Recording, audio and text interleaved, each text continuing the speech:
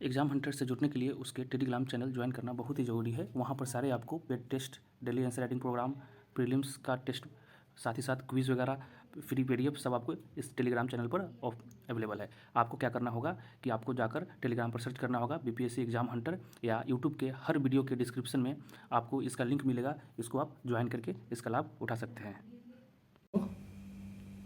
हाँ, हेलो दोस्तों, कैसे हैं आप लोग। आज मैं आप लोगों को इलेक्शन कमीशन के बारे में बताऊंगा। पता है कि पिछले बार हम लोग ने अग्निपथ पर चर्चा किया था, वो एग्ज़ाम में आ गया था। इस पर ज़्यादा चांसेस है इलेक्शन कमीशन पर क्वेश्चन आने का। क्यों? इसलिए क्योंकि देखिए 2024 में इलेक्शन है, ठीक है, पहला कारण। दूसरा कारण, बहुत सारे इलेक्शन रिफॉर्म के बार बार चर्चा चल रही है, ठीक है। तो ये दो कारण हैं जिसके कारण इलेक्शन कमीशन पर पूछा जा सकता है।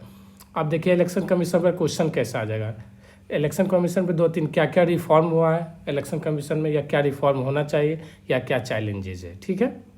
अब इलेक्शन कमीशन कुछ भी पूछे तो शुरू में इंट्रोडक्शन तो लिखिएगा ही ना। जैसे देखिए इलेक्शन कमीशन किस में आता है, तो पार्ट 15 में आता है, ठीक है। आर्टिकल 324 में के अंतर्गत आता है, ये तो आप जानते ही होंगे, ठीक है। अब देखिए कॉन्स्टिट्यूशनल प्रोविज़न में ना हमेशा आर्टिकल को यूज कीजिएगा, इसलिए क्योंकि उससे एक ना आपका स्ट्रॉन्ग बनता है। तो 3-4 आर्टिकल याद रखिए, जैसे 324, 326। 326 क्या होता है, जैसे कहता है 324 से सब जानता है, 324 से 329 क्या 324 टू 329 के बीच में होता है इलेक्शन कमीशन। लेकिन हम लोग क्या जानते हैं, सिर्फ 324 का। लेकिन 2-3 आर्टिकल और याद रखना। 326 ये क्या होता है, इसके तहत ही लोकसभा और स्टेट असेंबली का जो है, जिससे बिहार में अगला साल इलेक्शन होगा, सॉरी लोकसभा के बाद जो होगा बिहार में, ठीक है, तो वो इसके अंतर्गत ही होगा। और एक पंचायत वाला जानते ही 243 होता है, ओके। अब आइए नेक्स्ट पे। ये सब कंपोजिशन इलेक्शन कमीशन का क्या क्या होना चाहिए, पहले क्वेश्चन पूछती थी, अब ऐसा नहीं पूछेगा, लेकिन एक नॉलेज आएगा। एज 65 ईयर, टर्म 6 साल का होता है, और फ्री एंड फेयर इलेक्शन का काम होता है, ठीक है। परमानेंट इंडिपेंडेंट बॉडी उसकी कहा जाता है, कॉन्स्टिट्यूशनल बॉडी है, ओके। अब देखिए उसको 3 पावर होते हैं। कितने? 3 पावर। ये आपको उसमें भी मिल जाएगा, किस में, लक्ष्मीकांत में या कोई भी बुक में, ओके। पावर को डिफाइन करना इसलिए ज़रूरी होता है ना, या मनमानी करने लगते हैं। देखते हैं ब्यूरोक्रेट सब कितना मनमानी करने लगते हैं। इसका एग्जाम्पल, सबसे एग्जाम्पल दिल्ली में देख सकते हैं। अब देखिए administrative power, quasi judicial power, advisory, ये तीनों पावर अब नहीं पूछता, ये पहले पूछता था, इसीलिए इसको आगे बढ़ा रहे हैं। चाहे तो आप लोग देख सकते हैं, पीडीएफ इसका मिल जाएगा, ठीक है। अब आइए मेन इशू पे हम आते हैं। क्या क्या चैलेंजेस फेस कर रहा है इलेक्शन कमीशन, ये क्वेश्चन ज़्यादा पूछा जाता है, ओके। इलेक्शन कमीशन क्या क्या चैलेंजेस फेस कर रहा है। पहला चैलेंज जो फेस कर रहा है ना, देखिए ईवीएम टैंपरिंग का। हम ईवीएम जो देखिए ईवीएम पर बार बार, देखिए यूपी इलेक्शन हो रहा था 2022 में, तो अखिलेश यादव ने कहा था, याद कीजिए, अखिलेश यादव जी ने कहा था कि ईवीएम को प्रोटेक्ट करो, ये हमारे लोकतंत्र को प्रोटेक्ट करेगा। कितनी बड़ी बात कह दी थी। इससे ये पता चलता है कि ईवीएम में कहीं, और 2-3 जगह पकड़ाया गया जब ईवीएम को ट्रक से लाद के दूसरी जगह ले जाया जा रहा था। तो सोचे ईवीएम टैंपरिंग बहुत बड़ा इशू आ रहा है, ठीक है। दूसरा, फेवर टू रूलिंग पार्टी, मतलब इसका अर्थ समझ लेते हैं, जो इलेक्शन कमिश्नर होता है वो रूलिंग पार्टी को फेवर करता है। क्यों ऐसा करता है पता है? ऐसा इसलिए होता है क्योंकि वो जो चुनाव होता है ना इलेक्शन कमीशन का, वो मेनली कौन करते हैं, पूरा का पूरा गवर्नमेंट पर निर्भर करती है, सेंट्रल गवर्नमेंट। हालांकि अब नया चीज़ उसमें रिफॉर्म किया है, यही क्वेश्चन याद रखिएगा। नया को रिफॉर्म का क्या है, 3 मेंबर की बॉडी अब करेगी। कौन कौन? एक सुप्रीम कोर्ट हो गया, ठीक है। दूसरा कौन हो गया, सुप्रीम कोर्ट का जज होगा सीजीआई, दूसरा पीएम, तीसरा लीडर ऑफ अपोजिशन, ये मिलकर। हालांकि इसका कोई ज़्यादा प्रभाव नहीं पड़ेगा क्योंकि ऑलरेडी ऐसा सीबीआई में हो गया, और सीबीआई का क्या जाता है कि अभी भी तोता है गवर्नमेंट का, ठीक है। तो कोई ज़्यादा फर्क नहीं पड़ेगा। फेवर टू रूलिंग पार्टी इसलिए हो जाता है। इसका एग्जाम्पल, मोदी जब स्पीच दिए थे तो उसको करने गया था, जबकि राहुल गांधी ने सिर्फ मोदी चोर वाला बात कर गए, तो देखिए अब सजा भी होने जा रही है। कितनी बड़ी बात हो गई। जबकि कितना बार कहा गया कि गांधी परिवार ने भारत को 70 वर्ष तक लूटा है, तो क्या लूटा है, इसका एग्जाम्पल नहीं दिया जा सकता है। इस पर भी तो केस हो सकता है ना। अब आइए तीसरा, सिंबल डिस्ट्रीब्यूशन में चैलेंजेस होता है। क्या? देखिए अभी महाराष्ट्र गवर्नमेंट में चल रहा था, किसके बीच में, तो आप जानते हैं कौन कौन, राज ठाकरे का भाई कौन है, उद्धव ठाकरे। तो उद्धव ठाकरे का जो सिंबल था, शिंदे को अमित शाह जी ने तोड़ लिया, मोटा भाई ने। तो मोटा भाई जब उसको तोड़ दिए तो देखिए सिंबल मिलना चाहिए था एक्चुअल में किसको, उद्धव ठाकरे को, लेकिन मिला किसको, शिंदे को। अगर सेम लाइन पे ऐसा है तो लोजपा जब बटी तो मेन कौन था, लोजपा बटी तो मिलना चाहिए किसको, रामविलास के बेटे को चिराग पासवान, लेकिन मिला किसको, उसके भाई को पारसनाथ को। तो वही हो गया, सिंबल डिस्ट्रीब्यूशन में भी बहुत बड़ा खेल हो जा रहा है आजकल। चौथा पेड मीडिया, ये सबसे बड़ा रोल होता है। पेड मीडिया के तहत कहता है कि इस बार बीजेपी आ रही है पूरी बहुमत के साथ, कहाँ, दिल्ली में। और दिल्ली में क्या हुआ, केजरीवाल ने 54 सीट जीत लिया। दूसरी जब बिहार का इलेक्शन हो रहा था तो उस समय भी कहा ही गई थी, लेकिन आया कौन, आरजेडी और जेडीयू की गठबंधन है।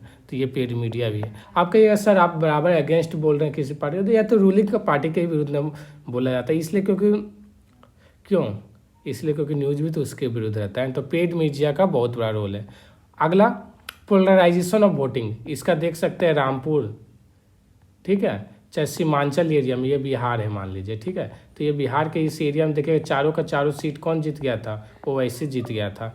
या उस समय कुछ ऐसे वोटिंग के समय ऐसे हेट स्पीच दे दिया जाता है कि वोट पोलराइज हो जाता है, ठीक है। तो ये बहुत बड़ा इशू है, इसको ध्यान रखना है। तो 4-5 इशू एक बार एक देखिए फिर से कहते हैं, ईवीएम को खराब टेम्परिंग करता है, दूसरा रूलिंग पार्टी को फेवर करता है, तीसरा सिंबल इलेक्शन, चौथा पेड मीडिया, पांचवा पोलराइजेशन ऑफ वोटिंग, छठा इलेक्शन फ्री बाइस। ये देखिए फ्री बांटो फ्री कौन, ये दिल्ली वाला कॉन्सेप्ट, ये हमारा दिल्ली में फ्री पानी, फ्री बिजली, फ्री राशन, ये सब। तो अभी तमिलनाडु में इलेक्शन हो रहा था तो वहाँ भी कहा था फ्री में टीवी देंगे और फ्रीज देंगे। तो इस पर इलेक्शन कमीशन ने कमेटी बैठा दिया कि आपका पैसा है घर का या आपके पिताजी का पैसा है, टैक्स पेयर का पैसा, और टैक्स पेयर डिसाइड करेगा।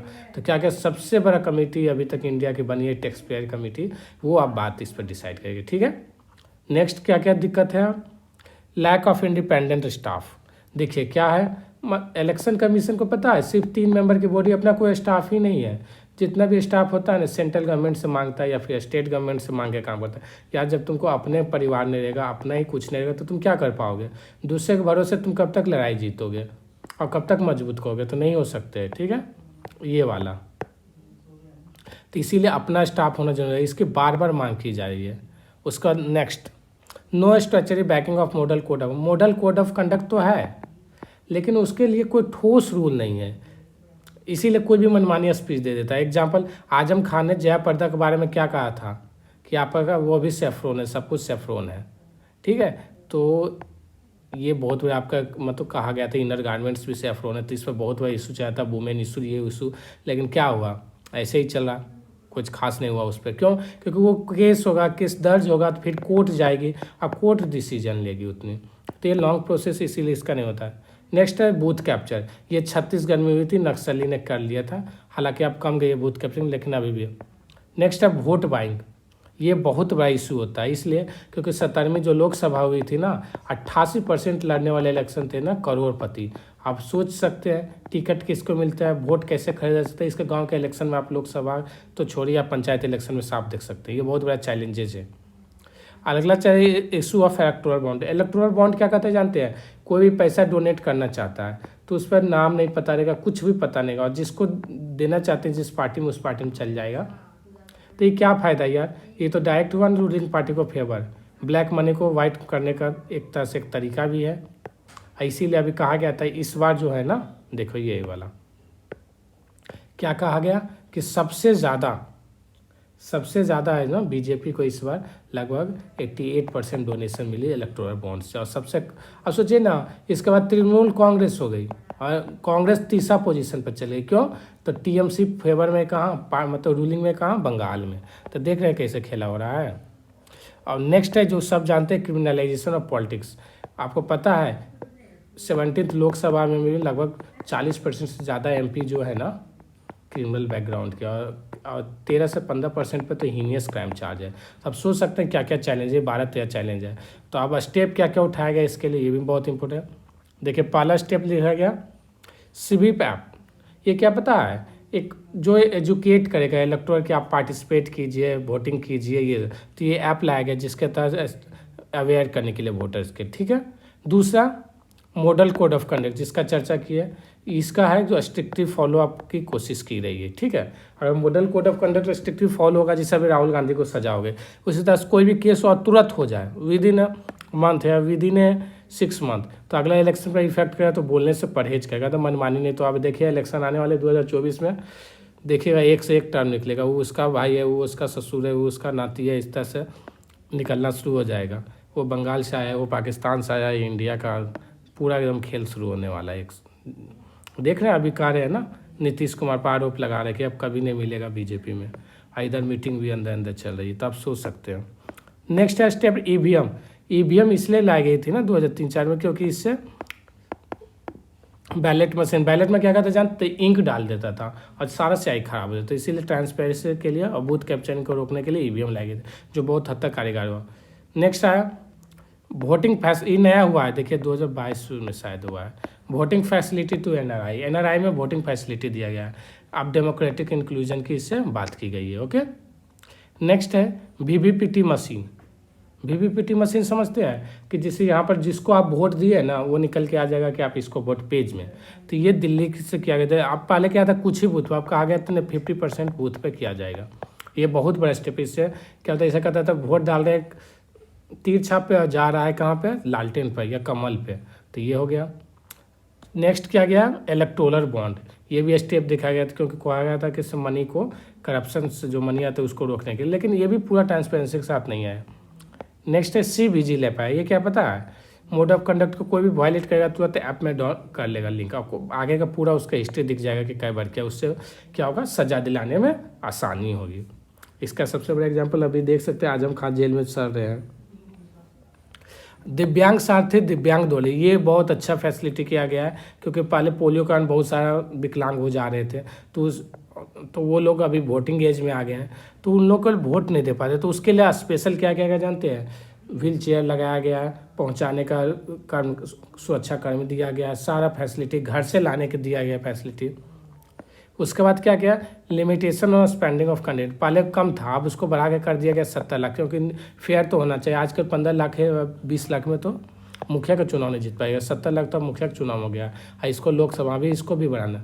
और नोटा तो सबसे बड़ा 2000, ये क्या गया ना, वोटर को फैसिलिटी थी, हमको किसी से नहीं खुश, ना बीजेपी से, ना कांग्रेस से, ना आम आदमी पार्टी से, तो हम दबाएंगे नोटा पे, और नोटा पर जब हम दबाएंगे तो हम क्या होंगे, हम फिर से साबित कर देंगे कि हम किसी को फेवर नहीं करते हैं, लेकिन कोई लॉन्ग टर्म प्रोसेस। तो क्या क्या फिर से ऐसे समझा देते हैं, CVV lap, model code of conduct, EVM, voting facility, VVPT, electoral bond, CVG lap, दिव्यांग सारथी, limitation of spending of candidate और नोटा। अब आइए होना क्या चाहिए नया, देखिए अभी कुछ और रिफॉर्म के, पहला नो वोटर लेफ्ट बिहाइंड। इसके लिए क्या कहना जानते हैं कि अभी कहा है कि ऑनलाइन वोटिंग की सुविधा होनी चाहिए। जो माइग्रेंट है, जैसे मान लीजिए आप हैं बिहार के, पढ़ने के लिए आ गए हैं दिल्ली, अब आप 18 वर्ष प्लस हैं, मोस्ट ऑफ द जो आते हैं सिविल सर्विसेज के लिए 18 प्लस ही हो जाते हैं, ठीक है, और 28-38 कितना होता है ये तो नहीं कहा जा सकता है, लेकिन ये 18 प्लस हो जाते हैं, तो वोट तो दे ही नहीं पाएंगे। जिसमें वोटिंग रही उस समय यहाँ पता चला कभी UPSC का PT है, कभी UPPCS का PT है, कभी बिहार का PT है। बिहार का तो मान सकते नहीं हुए, क्योंकि ये इलेक्शन किसमें नहीं करवाएगा, लेकिन बाकी स्टेट का तो हो सकता है। दूसरा वोटर अवेयरनेस, बहुत जरूरी है। अभी भी वोटिंग परसेंट 70% जाती है, 60%, 65%, ये क्या है, अरे होना चाहिए 90%। तीसरा क्या, स्टेट फंडिंग इलेक्शन, इसकी बहुत डिमांड की जाए कि कोई पार्टी करप्ट क्यों बनता है। जैसे शुरुआत में आम आदमी पार्टी हुई तो बहुत ईमानदार थी, अब धीरे धीरे देखिए, अब सिसोदिया जी फंसे, पता चला कि 6% कमीशन सिसोदिया जी को जा रहा था। जब सिसोदिया जी 6% कमीशन क्यों ले रहे हैं, इसलिए ले रहे हैं ना, क्योंकि उनकी पार्टी चलेगी कैसे, 100 करोड़ कमाने का लक्ष्य था 1 साल का, जो कि पार्टी के चलाना, तो ये अगर उसको पैसा मिलता तो उसकी पार्टी करप्ट ना बनती। अभी TMC कही जाती है ईमानदार है, लेकिन अंदर अंदर बहुत करप्शन हो रहा है, क्यों, इसलिए कि इलेक्शन होगा, खर्चा कौन निकालेगा। अभी मोदी जी मजबूर है हटाने को, क्यों मजबूर है, क्योंकि एरोप्लेन का खर्चा कौन देगा, आप तो पैसा दीजिएगा नहीं डोनेशन, हम तो पैसा देते नहीं पार्टी को डोनेशन, कार्यकर्ता कहाँ से लाएंगे, या तो ठेकेदारी से या फिर करप्शन से, तो इसीलिए स्टेट फंडिंग बहुत ज़रूरी है। तीसरा साइमल्टेनियस पोल की ज़रूरत है, ये लॉ कमीशन भी बोला, बार बार मोदी जी बोलते आ रहे हैं कि भाई परेशान हो गए हैं प्रचार करते करते। अभी देखिए वो कर्नाटका प्रचार में गए हैं, इसके जस्ट पहले अभी नॉर्थ ईस्ट में गए हुए थे, फिर अगला साल लोकसभा में जाएंगे, फिर अगर बार तुरंत बिहार में जाएंगे। एक आदमी कितना काम करेगा भाई, तो इसीलिए एक टोटलाइजेशन ऑफ वोटिंग ये सबसे ज़्यादा जरूरत है। इसका अर्थ क्या होता है जानते हैं? जैसे मान लीजिए आपके वार्ड में, ठीक है, पूरा बांट दिया जाता है कि यहाँ से इतना वोट आया, 200 वोट आया, यहाँ से 150 आया, यहाँ से 120 आया, तो पता चलता है इस वार्ड में हाँ ये कास्ट का पीपल है, ये घर है। अरे यहाँ से 5 ही वोट आया तो पैसा तो हमसे 70 आदमी लिया था, तो ये पैसा गया कहाँ? तो इससे पता चलता है कि कौन आदमी नहीं तो कम से कम कौन घर किसको वोट दिया है। और इसके कारण क्या होता है, बाद में इलेक्शन के बाद सुनते होंगे पंचायत इलेक्शन में वायलेंस होता है, मारपीट हो जाती है, इसलिए क्योंकि पता चल जाता है कि ये वोट हमको नहीं दिया था ये परिवार। पार्टिकुलर आदमी नहीं पता चलेगा, ये पता। अब होना और क्या चाहिए, अब आ जाए कुछ कॉन्स्टिट्यूशनल। देखिए लॉ कमीशन क्या बोला था कि इलेक्टोरल रिफॉर्म होना जरूरी है, 225वां रिपोर्ट में बोला था, और इसको हालांकि ज़रूरत भी है। पहला भी देखिए क्या हुआ, अब इलेक्शन कमीशन जो इलेक्शन होगा उसको जो इलेक्शन कमीशन डिसाइड करेगा 3 मेंबर की बॉडी, तो ये रिफॉर्म हो गया ना। दूसरा इंजीत गुप्ता कमेटी रिपोर्ट भी बोला था कि जितना ज़्यादा ट्रांसपेरेंसी ला दीजिए, तो वो आया भी अभी आया। तीसरा लिली थॉमस वर्सेस यूनियन, बहुत फेमस केस है जिसमें कहा था nature of disqualification of representative. देखना अभी राहुल गांधी जो डिस्क्वालीफाई हुए हैं उसके बाद एक रूल बना था, और वो जिसके कारण आज देख लिए डिस्क्वालीफाई। तो ये सब कुछ चीज़ें होप समझ, हमें लगता है आप इलेक्शन कमीशन पर समझ गए होंगे, और ये इस बार के एग्जाम में पक्का आने वाला है। Okay, thank you.